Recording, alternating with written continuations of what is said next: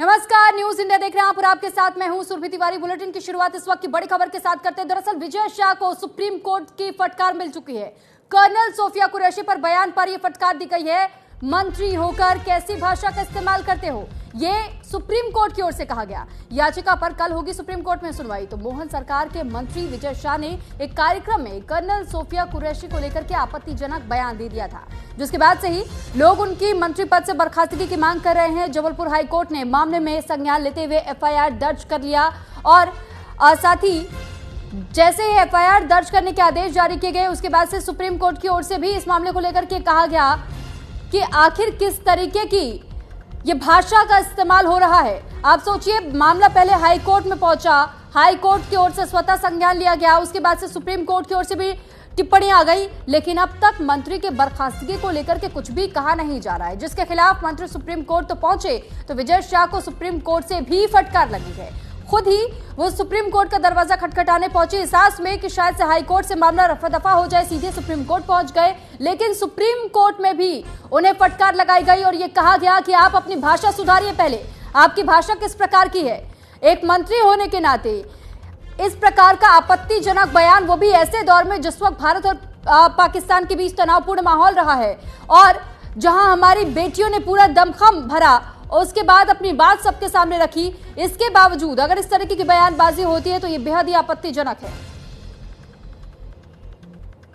तो news room से अजान अंसारी इस वक्त हमारे साथ सीधे जुड़ चुके हैं। अजान, सबसे पहले तो आपसे यही जानना चाहेंगे कि जहां एक और लोगों में वो गुस्सा है मंत्री के बयानबाजी को लेकर के, तो क्या सरकार को दिखाई नहीं दे रहा है या सुनाई नहीं दे रहा है? क्योंकि सवाल तो यही पूछा जा रहा है कि इतना अपमानजनक बयान उनकी ओर से दिया गया, आखिर पहले से प्रिकॉशनरी स्टेप्स क्यों नहीं लिए गए सरकार की ओर से? देखिए, बिल्कुल जिस तरीके से जब विजय शाह ने यह बयान दिया और उसको लेकर चौतरफा उनका विरोध हो रहा था और अब विपक्ष हो चाहे या कोई भी राजनीतिक दल हो, इसका बड़े पैमाने पर विरोध हो रहा था।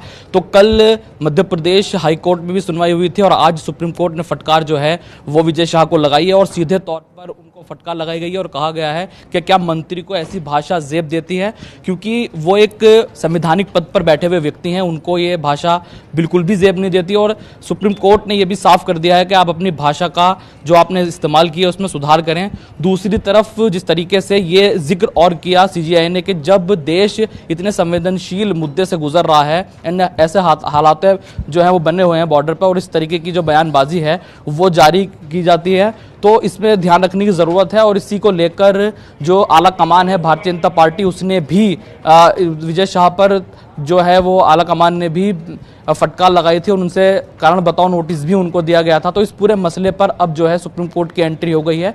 सुप्रीम कोर्ट ने सीधे तौर पर विजय शाह को फटकार लगाई है।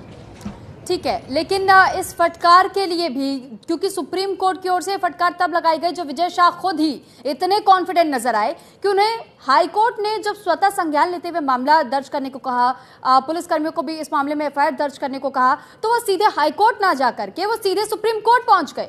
उन्हें क्या लगा था कि उनके इस बयानबाजी के लिए क्या किसी प्रकार का कोई समर्थन मिलेगा सुप्रीम कोर्ट की ओर से भी? देखिए, उनकी तरफ से तर्क यह दिया गया था कि जो उन्होंने बयान दिया है उसको तोड़ मरोड़ कर जो है वो पेश किया गया।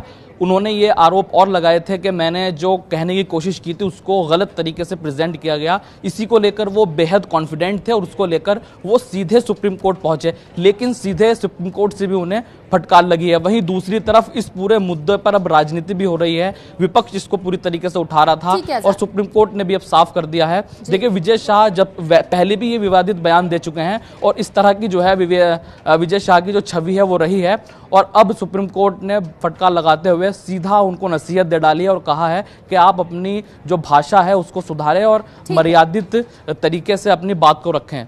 ठीक है अजान, बहुत धन्यवाद आपका तमाम जानकारी हम तक पहुंचाने के लिए। तो वहीं दूसरी ओर